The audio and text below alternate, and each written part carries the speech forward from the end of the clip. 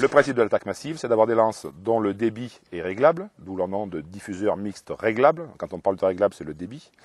Et ce débit réglable permet de faire, dans un premier temps, un très gros débit qui va donc capturer très rapidement, pour ne pas dire instantanément, un très gros débit thermique.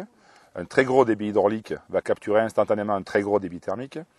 Et dès que cette première attaque est faite, on ferme la lance, on regarde, on analyse, et généralement, on n'a plus besoin de réouvrir, ou si ce n'est pour faire des finitions. Donc voilà la méthode même de travail de ces lances dites à diffuseur mixte réglable, c'est l'attaque massive, c'est-à-dire un très gros débit pendant un laps de temps très court.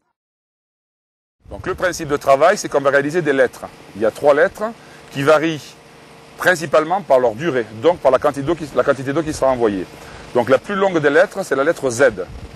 La lettre ensuite, c'est la lettre O, et la plus courte projection d'eau, c'est la lettre T. Donc la première lettre, qui dure à peu près 2 secondes, c'est la lettre Z.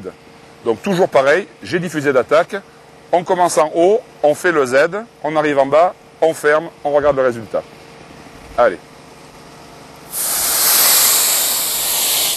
Ok. Là, avec une lance de ce type-là, on a projeté en 2 secondes environ 15 litres d'eau.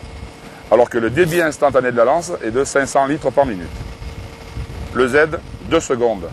Le haut, il va durer 1 seconde et demie. Donc on fait le haut, on part d'en haut, on tourne.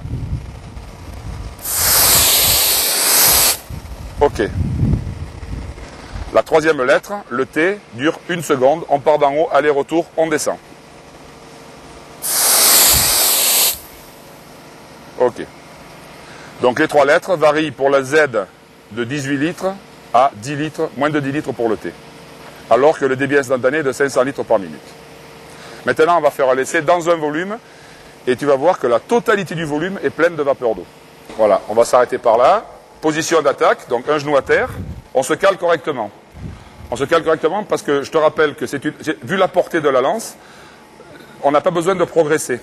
Donc le recul va être important parce qu'on est quand même à 500 litres par minute. Par contre, comme on n'a pas besoin de progresser, on se cale correctement. Un genou au sol, on se cale correctement.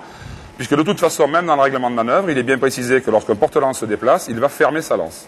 Donc là, on ne se déplace pas, on se cale et on travaille, on fait le Z. Une impulsion, 2 secondes. On ferme, et la totalité du volume est pleine d'eau, et si on voit les traces d'eau au sol, on voit bien qu'il y a très peu d'eau qui a été répandue.